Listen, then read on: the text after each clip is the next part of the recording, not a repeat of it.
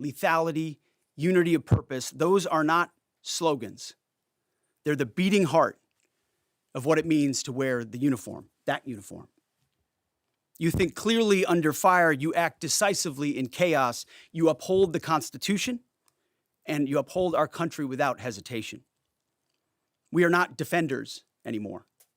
We are warriors, trained to kill the enemy and break their will. History is watching. Be the force you swore an oath to be: focused, disciplined, lethal, and unbreakable. We will finish this on America First conditions of President Trump's choosing, nobody else's, as it should be. And know this above all: President Trump and I have your back, always. Through fire, through criticism, through fake news, through everything.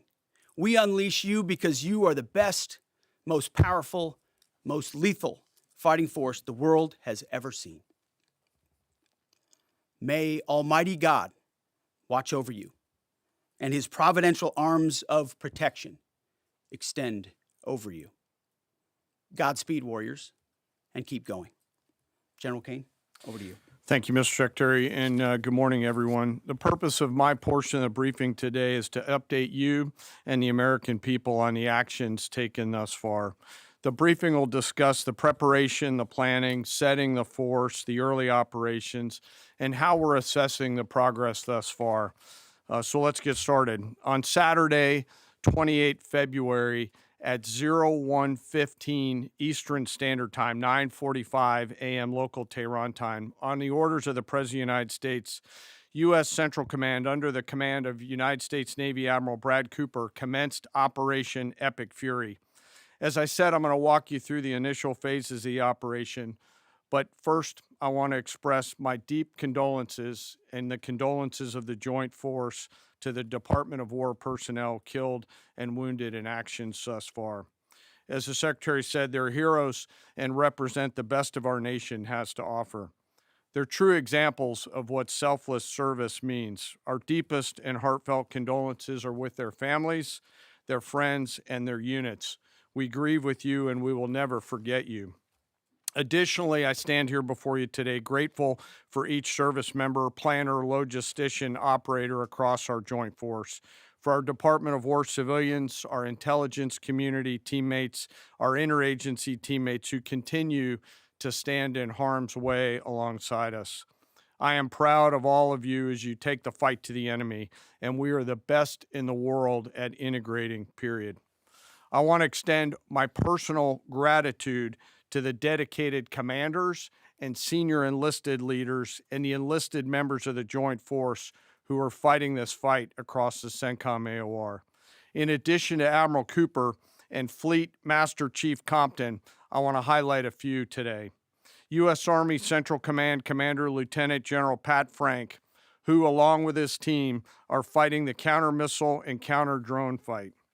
United States Navy Central Command Commander Vice Admiral Kurt Renshaw and his team, who are engaged with the Iranian Navy and projecting American naval combat power from the seas. And United States Air Force Central Command Commander Lieutenant General Derek France and his leadership team, who are crushing Iranian targets from the air. I want to highlight the support to the CENTCOM fight from other combatant commands who are directly involved with this effort, to include U.S. Spacecom, U.S. Cybercom, and U.S. UCOM. I also want to specifically call out United States Transportation Command and U.S. STRATCOM for their contributions to this fight. We cannot project American combat power at the time and place of our choosing without both. And finally, I want to express how deeply thankful I am for the continued service and sacrifice of the entire Joint Force and their families. Their unwavering commitment and dedication are the cornerstones of this effort. So let me start with a few details. First, to be clear, as the Secretary said, this is not a single overnight operation. The military objectives that CENTCOM and the Joint Force have been tasked with will take some time to achieve, and in some cases will be difficult and gritty work. We expect to take additional losses. And as always, we will work to minimize U.S. losses. But as the Secretary said, this is major combat operations. So let me talk about the preparation and the planning. On February 28th, the full strength of America's armed forces came together in a unified purpose against a capable and determined adversary. The United States Army, Navy, Marine Corps, Air Force, Space Force, Coast Guard, and our reserve components integrated across our combatant commands and began coordinated operations with the Israeli armed forces of an unprecedented scale. As the Secretary laid out, our military objectives are clear. Our mission is to protect and defend ourselves and, together with our regional partners, prevent Iran from the ability to project power outside of its borders and be ready for follow-on actions as appropriate. Across every domain, land, air, sea, cyber, the U.S. Joint Force delivered synchronized and layered effects designed to disrupt, degrade, deny, and destroy Iran's ability to conduct and sustain combat operations. On the U.S. side, this marked the culmination of months and in some cases years of deliberate planning and refinement against this particular target set. From precision strikes against key military infrastructure to persistent intelligence and targeting integration to the close coordination of the components across vast distances, this operation again demonstrated America's reach, readiness, and professionalism, and that of our joint united force. It was historic not only in the operational scope, but in the level of joint integration displayed across every element of the joint force. And as I said earlier, this work is just beginning and will continue. So now to talk a little bit about setting the force and setting the theater. On the order of the Secretary of War over the last 30 days to reinforce deterrence and provide the President with credible options should action be required, the Joint Force began to systematically reposition assets and personnel across the region. These movements ensured that U.S. forces remained postured, protected, and ready to respond decisively for any emerging threat. This deployment included thousands of service members from all branches, hundreds of advanced fourth and fifth generation fighters, dozens of refueling tankers, the Lincoln and Ford Carrier Strike Group and their embarked air wings, sustained flow of munitions, fuel, supplies, all supported with command and control, intelligence, surveillance, and reconnaissance network. And the flow of forces continues today. In fact, Admiral Cooper will receive additional forces even today. This rapid buildup of forces demonstrated the Joint Forces' ability to adapt and project power at the time and place of our nation's choosing. I want to highlight a couple specific cases for you. The Gerald R. Ford Carrier Strike Group, which many of you know was down in the Western Hemisphere, redeployed across the Atlantic to set the theater. The ship, her crew, their families, and the entire strike group took a deep breath and, as they always do, began planning to conduct combat operations. The integrated Reserve and National Guard forces have continued to demonstrate the value of America's reserve forces, including the Wisconsin Army National Guard operating in Kuwait and Iraq, and Air National Guard units from a variety of states to include Vermont and Virginia. In the case of the Vermont Air National Guard and the 158th Fighter Wing, they were mobilized for Operation Absolute Resolve and then were tasked to take their F-35As across the Atlantic instead of going home to be prepared to support this operation. The same is with our Air National Guard and Air Force Reserve Command tanker and mobility forces, who stepped right out of their civilian jobs to deploy and to protect the region. Lastly, I want to highlight the unsung heroes of warfare, our American logisticians and sustainment force, those who quietly work every day behind the scenes to project and sustain America's combat power. Our leaders from World War II were right when they said professionals do logistics. As regional tensions rose, the Joint Force elevated our force protection measures on the order of the Secretary, and repositioned discreetly civilians and non-essential personnel designed to ensure the safety and security of our joint force. By the time operations began, only essential forces remained on our bases and in theater, all ready, capable to respond. So now let me move to H hour. At 3:38 p.m. on Friday, February 27th, the United States Central Command, through the Secretary of War, received the final go order from President Trump. The president directed, and I quote, "Operation Epic Fury is approved. No aborts. Good luck," close quote. In the region, every element of the joint force made their final preparations. Air defense batteries readied themselves, checking their systems to respond to Iranian attacks. Pilots and crews rehearsed their strike packages for the final time. Air crews began loading their final weapons, and 2 carrier strike groups began to move towards their launching points. Across the globe, our operations centers came alive in Tampa, Florida, here at the Pentagon, and of course forward in the Central Command AOR. As always, operational security was paramount as we sought to maintain and sustain the element of surprise. This operation was highly classified so that at H hour, the enemy would see one thing: speed, surprise, and violence of action.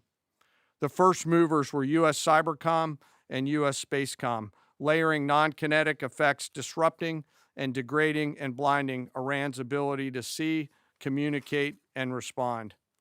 At H hour, the beginning of major combat operations, 01:15 local Eastern Daylight Time, 9:45 local AM Tehran time, as dawn crept up across the Central Command AOR, the skies surged to life. More than 100 aircraft launched from land, sea, fighters, tankers, airborne early warning, electronic attack, bombers from the States, and unmanned platforms, forming a single synchronized wave. This was a daylight strike based on a trigger event conducted by the Israeli Defense Forces, enabled by the U.S. intelligence community. The first shooters at sea were Tomahawks unleashed by the United States Navy, closed in on Iranian naval forces, and began to conduct strikes across the southern flank in Iran. On the ground, forces fired precision standoff weapons, measured, deliberate, precise, and lethal. This was a massive, overwhelming attack across all domains of warfare, striking more than 1,000 targets in the first 24 hours. We are now roughly 57 hours into the operation. In the initial phase, CENTCOM's focus was systematic targeting of Iranians' command and control infrastructure, naval forces, ballistic missile sites, and intelligence infrastructure designed to daze and confuse them. Coordinated space and cyber operations effectively disrupted communications and sensor networks across the area of responsibility, leaving the adversary without the ability to see, coordinate, or respond effectively. The combined impact of these strikes, swift, precise, and overwhelming, has resulted in the establishment of local air superiority. This air superiority will not only enhance the protection of our forces, but also allow them to continue the work over Iran. Over the course of the last 2 days, the Joint Force has launched hundreds of missions from land and sea and delivered tens of thousands of pieces of ordnance. The effort continues to scale. This included American B-2 bombers, which again, similar to Midnight Hammer, flew a 37-hour round-trip sortie from the continental United States, dropping precision, penetrating munitions on Iranian underground facilities across the southern flank and slightly deeper. Additionally, Israel has separately executed hundreds of sorties against hundreds of targets. Beyond Air Force and Navy aircraft strike packages, coordinated salvos of precision standoff weapons from across the region have neutralized hundreds of pre-planned targets. As I mentioned earlier, in support of these kinetic operations, U.S. Cybercom and Spacecom have continuously layered effects to disrupt, disorient, and confuse the enemy. I will note that this operation had several combat firsts which I'll allow at some point in the future Admiral Cooper to talk about since he owns the AOR. While we've prosecuted a relentless offensive campaign, our defense has been equally important. Across the theater, operations have remained steady and disciplined. Once again, our integrated air and missile defense network is performing exactly as it's intended. U.S. Patriot and THAAD batteries, along with ballistic missile defense-capable Navy destroyers, continue to coordinate and execute intercepts with precision and consistency. I wish that every American could hear the voice communications like I have as these joint operations centers remain calm, focused, and cool while executing under fire over and over again. Collectively, these systems have intercepted hundreds of ballistic missiles targeting U.S. forces, our partners, and regional stability. The threat from one-way attack UAVs has remained persistent. Our systems have proven effective in countering these platforms, engaging targets rapidly. Each intercept represents hundreds of hours of training, readiness, and technology all coming together to work as designed.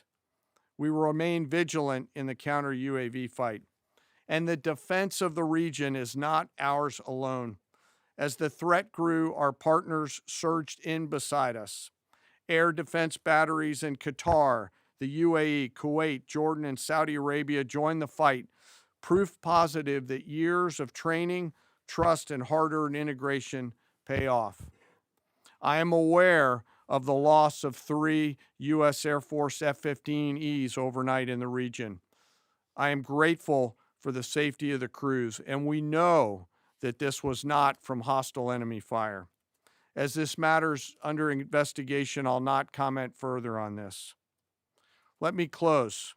Operations will remain active across the theater and across the globe. The U.S. forces are postured not only to maintain pressure, but to respond and adapt as required.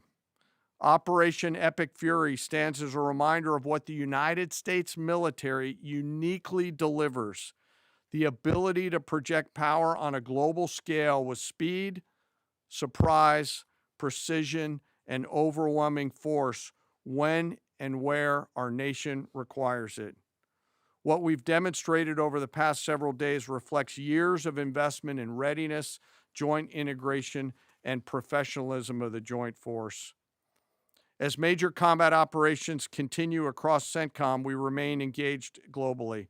America's joint force retains the credibility, capacity, and flexibility to respond to any contingency anywhere in the world at any time. To those who would test our resolve or threaten the United States, our allies, or our interests, understand clearly we can reach you, we can sustain the fight, and we can scale the fight, and we will prevail. To the American people, your joint force remains steady, frosty, calm, and focused. Your service members are trained, disciplined, and determined. We understand the risks of this mission and the weight of the responsibility that we carry. We also recognize that our families also shoulder the burden at home. You are a part of this too. I am proud today, as I am every day, to stand as a member of America's joint force. There is no mission too complex, no distance too great, and no adversary too determined for the men and women who wear our nation's uniform. We mourn our fallen, we honor their families, and we continue our mission with focus, unity, and strength. And now I'm happy to take any questions. Thank you, Mr. Chairman. Right here. Go ahead.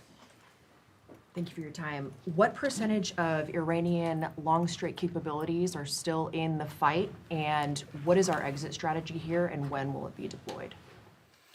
Well, they have long-range strike capabilities, which we are hyper-focused on. The brief we got just this morning, Admiral Cooper knows exactly and precisely what kind of threat matrix he's looking at, the way they might change their techniques and how we adapt to that. So we're making sure the theater commander has absolutely everything he needs. I mean, one of the things the chairman mentioned is for months and months, even before we built up, we ensured that we had maximum defensive capabilities in theater to allow the president the decision space in the future. So even before this buildup in the last 30 days, we discreetly brought defensive assets in to make sure, understanding that there are Iranian capabilities. As far as time frame, I would never hang a time frame from our perspective. The commander-in-chief sets the op tempo and terms of this fight. As I said, it's on his terms. And we'll make sure that Admiral Cooper and his team have everything they need, not just to defend. I mean, the best defense is good offense. And so we're aggressively pushing into that airspace over that southern flank to ensure that we control it and we destroy anything that moves that would attempt to shoot us. Think of it as shooting the archer instead of the arrows. That's where we want to be. And we have the kind of exquisite intelligence to get over the top, find that and destroy it. It won't happen overnight. This is a big battle space with a lot of capabilities. That's part of the reason why it's such a threat to us. That's why I talk about conventional umbrella to blackmail nuclear ambitions. They were building up this conventional arsenal in order to ensure that no one would ever block them from their ability to get nuclear weapons. So we're very clear-eyed about the nature of this Iranian threat, and we're going to get after it. I don't know if you have anything to add to that, Mr. Chairman. Thank you for the question. The only thing I'll add is that unlike an operation, a single operation like Midnight Hammer or Absolute Resolve, it'll take some time for us to conduct battle damage assessment, and the targeting cycle that CENTCOM will run will take those things into effect. Admiral Cooper will adjust his plan and fires accordingly to ensure that we're attriting that. He's focused on long-range strike capability coming out of the enemy, and that's a key and essential part of it. Of the capabilities that still exist from the enemy front. Yeah, that's what I mean when I say we're still doing BDA.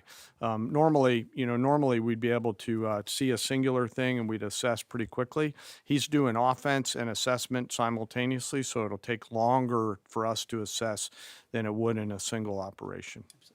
Secretary Hegseth, thank you. Reagan Reese with the Daily Caller. 2 questions for you. The president said yesterday in his video message that we will leave Iran when we complete all of our objectives. What are our objectives? And can you share more information on how the soldiers who were killed were killed? Well, I laid out the objectives, as did the chairman. They're completely nested. I mean, Iran has an ability to project power against us and our allies in ways that we can't tolerate. So whether that's ballistic missiles and drones, so offensive capabilities, effectively their Navy, which would attempt to set other terms and impose different costs, drone capabilities, which we laid out there. And ultimately, though, this tying it back to Midnight Hammer, the president has been willing to make a deal. You can't have a nuclear bomb. Radical Islamists can't have a nuclear bomb that they wield against the world. He gave them every single opportunity. Then we precisely took it away. And even then, after that, they didn't have that. They didn't come to the table with a willingness to give it away. So ultimately, those nuclear ambitions, which never ceased, are something that had to be addressed as well. So that's a discrete sense of what's being addressed here to ensure that they can't use that conventional umbrella to continue a pursuit of nuclear ambitions. And then as it pertains to the U.S. casualties, that particular incident was, you have air defenses and the lot's coming in and you hit most of it, and we absolutely do. We have incredible air defenders. Every once in a while you might have one, unfortunately we call it a squirter that makes its way through, and in that particular case it happened to hit a tactical operations center that was fortified, but these are powerful weapons. So we certainly will do, as I said, moments like that, as we remember them and we take care of them and take care of their families, only stiffen our resolve to ensure that we do this properly. Thank you. Yep, right here. Thank you, Secretary Hegseth. I had 2 questions for you. First, are there currently any American boots on the ground in Iran? No, but we're not going to go into the exercise of what we will or will not do. I think it's one of those fallacies for a long time that this department or presidents or others should tell the American people this, and our enemies, by the way, here's exactly what we'll do. Here's exactly how long we'll go. Here's exactly how far we'll go. Here's what we're willing to do and not do. It's foolishness. And so President Trump ensures that our enemies understand we'll go as far as we need to go to advance American interests. But we're not dumb about it. You don't have to roll 200,000 people in there and stay for 20 years. We've proven that you can achieve objectives that advance American interests without being foolish about it. Now, will we be bold about it? Are we willing to be decisive about it? Do we put months and months of planning into what kind of effects we want to achieve? Absolutely. But going forward, why in the world would we tell you, the enemy, anybody, what we will or will not do in pursuit of an objective? We fight to win. We fight to achieve the objectives the President of the United States has laid out, and we will do so unapologetically. Thank Is there you. any significance to Israel carrying out this strike to kill the Ayatollah? And I wanted to know, what was your immediate reaction to finding out about his killing? I think Israel did a great job in the conduct of that operation. President Trump put a 4-week you go, timeline right on here, it. Are you please. saying that's wrong? Yeah, thank you. You mentioned during the briefing, General Kane, that there would be additional troops sent to the region. Could you say how many troops currently are involved in this operation and how many additional troops are planned to go in this next phase? I don't want to talk specifics because that would tip the enemy off. We have more tactical aviation flowing into theater just based on the time it took to get it out there. I think we're just about where we want to be in terms of total combat capacity and total combat power for Admiral Cooper. One of the things, though, that a commander, he'll consistently assess the trajectory of the campaign. Is he on or off trajectory? And then make an ask of the joint force, which will then develop options for consideration by the Secretary and the President to either increase or in some cases decrease the amount of combat capability that we have over there. I heard the question about 4 weeks. It's the typical NBC sort of gotcha type question. President Trump has all the latitude in the world to talk about how long it may or may not take. 4 weeks, 2 weeks, 6 weeks. It could move up. It could move back. We're going to execute at his command the objectives we've set out to achieve. And what he has shown an ability to do that other presidents can't quite seem to have the aperture to do, well, I mean, Joe Biden didn't even know what he was doing, is to look for opportunities and off-ramps and escalations for the United States that creates new opportunities to execute what we need on our own timeline. So you can play games about 4 weeks, 5 weeks. He has all the latitude, and I'm glad he does, because there's no better communicator than our president expressing those things. To the Daily Mail. I've been in meetings with the president for the last 2.5 days. We know exactly where his headspace is, and he will communicate as he should exactly what he would like, and we will follow those orders. And I think everything he said on that is right down the middle. Chairman, did you have Absolutely. evidence Yes, right there. to Yes, sir. strike first? Thank you very much, Secretary. I left my hometown of Sakis in Iranian Kurdistan in 1996. Can you promise that I will be able to return home safely this year? And I have a following question too, please. I appreciate the question. I'm not here to place guarantees on that, but I think the message the president has given has been clear to the people of Iran. This is your moment. The world was seized by these crowds, and then seized by the reality of this regime killing tens of thousands of innocent protesters. So we saw the nature of the regime yet again exposed. We saw many of the Iranian people seek a change there. This is their moment to take advantage of it, for sure. Secretary, you served in Iraq and know that no American soldiers were killed in Kurdistan. The Kurdish people are very pro-American. Will you continue protect Kurdistan and Peshmerga as loyal ally of the United States? Why I'm asking this question? Because now Kurdistan is under attack by Iranian drones and by proxies in Iraq and on the region. I think I can speak to allies generally in the region who we've been in constant communication with. We have been standing shoulder to shoulder with them, and we appreciate their capabilities. Absolutely. Yes, right here. Hi, thank you. Cameron Arkin with the Daily Wire. My question is about some of the domestic threats, if any, regarding this right now. Would there been any concerns about Iranian sleeper cells and kind of what has the Trump administration been doing to kind of monitor these All threats? across the interagency, in full coordination. Of course, we're paying attention to any potentialities there. This is a former regime, that seeks to export that ideology and try to sow terror. We're ready for that. We've seen these types of folks before, and the American people can rest assured that we're vigilant on that. Secretary, thank you. Kind of a follow-up on that last question. There was just this, what appears to be a terrorist attack in Austin yesterday. How does that change the operation at all? What effect does that have? And then I have Doesn't a change the follow-up. operation at all, and I know the authorities are executing exactly the way they should. Secretary Hickseth, and one for Chairman Kane as well.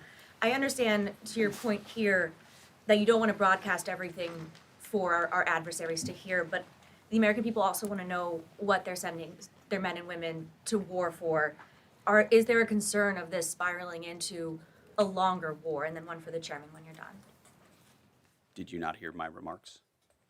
I mean, we're ensuring the mission gets accomplished, but we are very clear-eyed, as the president has been, unlike other presidents, about the foolish policies of the past that recklessly pulled us in to things that were not tethered to actual clear objectives. So we know, we have plans, we have generals, we have chairmen, we have commanders, CENTCOM commanders, Admiral Cooper, who's executing very deliberately to ensure outcomes that I laid out are accomplished. But we would never, in front of a press pool, lay out how long that may take. The mission for our warfighters, which is what matters to us, is very, very clear. And they're executing it right now violently. And just for the chairman quickly, I have one for the chairman. You said this is not a one-night operation. It will take time to achieve the goals. What would be the goal line here for you? I think the Secretary laid out the military objectives, and that's what we execute against is the military objectives. Last one right here. Thank you, sir. As you've said, there are a large amount of U.S. service members that are in harm's way right now. What is your prayer for them? First of all, my prayer for them is that I do pray for them. My wife prays for them. Our family prays for them. Our cabinet prays for them. None of this is done on a whim. Having been in their boots, having been in their shoes, having been in their flight suits, I know we think about them with every decision that we make and every recommendation that we make to the President of the United States. Those recommendations are made prayerfully. And when I pray every day for them and for this mission, I pray simply for the biblical wisdom to see what is right and the courage to do it. It's going to take courage to follow through on this. There's going to be a lot of noise, and we pray for that, and we hope all of you do as well. Thank you very much. Appreciate it. Thank you.